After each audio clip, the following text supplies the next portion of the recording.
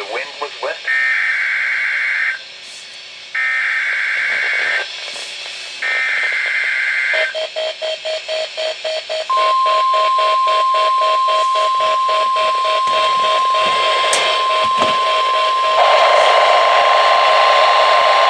This is the National Weather Service office in St. Charles. The tones you just heard were a test of the specific area message encoding and tone alert systems. During dangerous weather events, NOAA weather radio receivers can be activated by these systems. A message with information about a watch or warning would follow.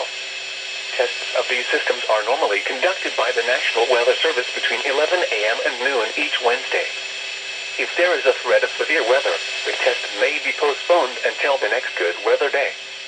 Repeating, this was a test of the specific area message encoding and tone alert systems.